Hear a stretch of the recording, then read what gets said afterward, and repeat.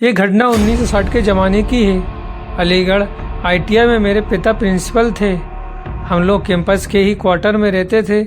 गर्मियों के दिन थे। हम लोग बाहर बरामदे में सोए हुए थे। रात के करीब 1 बजे सुपरवाइजर RK सिंह, जो सिक्योरिटी का काम करते थे, मुझे जगाया और कहा कि अपने पिताजी को बुलाओ। पिताजी अंदर आकर आंगन में मेरे साथ सोए थे। मैंने उन्हें जगाया तो वे बाहर आए तो सिंह साहब ने बताया कि मशीन चल रही है, उनकी आवाज़ यहाँ तक आ रही है। पिताजी ने कहा कि 2-3 लोगों को साथ लेकर जाइए और देखिए कि वहाँ कोई है क्या। वे लोग गए और कोई लोगों को साथ लेकर गए। काफ़ी लोग बाद लौटे और बताया कि वहाँ कोई नहीं था, मशीन अपने आप चल रही थी, उसे बंद कर दिया गया। इतना कहकर वे लोग अपने अपने घर चले गए। अभी वे लोग घर पहुंचे भी नहीं थे कि मशीन चलने की आवाज़ फिर से आने लगी। फिर देखने चले गए। मशीन बंद कर उन्होंने मेन स्विच ऑफ कर दिया। वर्कशॉप बंद करके पिताजी को बताकर घर चले गए। सुबह के 3 बज चुके थे।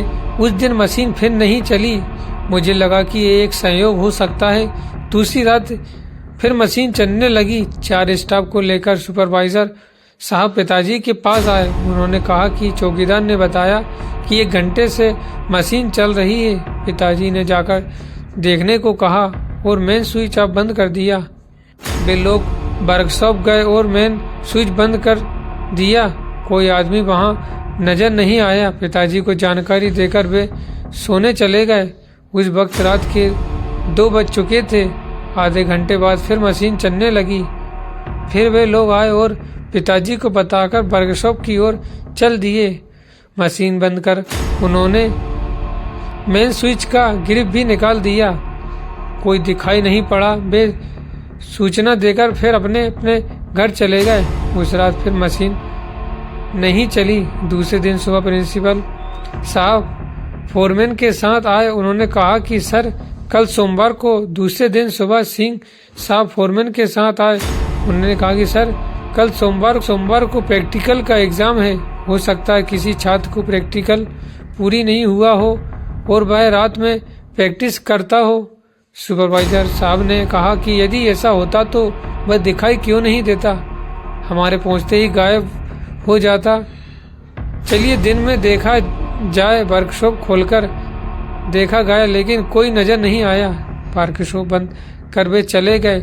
इतवार की रात फिर मशीनें चलने लगी। सारे लोग परेशान हो गए कि ये कैसे हो रहा है। सोमवार को परीक्षा शुरू होने के वक्त जब एग्जामिनर आए और जवाब देकर 8 घंटे में उन्हें पूरा करने को कहा, फिर अपनी जगह आकर बैठ गए। तभी उनकी नज़र टेबल पर पड़ी। उन्होंने देखा कि वह जवाब बनाकर पहले से रखा हुआ है। उस पर रोल नंबर भी पंच किया हुआ था। इंस्ट्रक्टर को बुलाकर पूछा तो पता चला कि वह रोल नंबर जिस लड़के का है उसकी मौत 3 माह पहले मोटरसाइकिल से एक्सीडेंट में हो चुकी थी।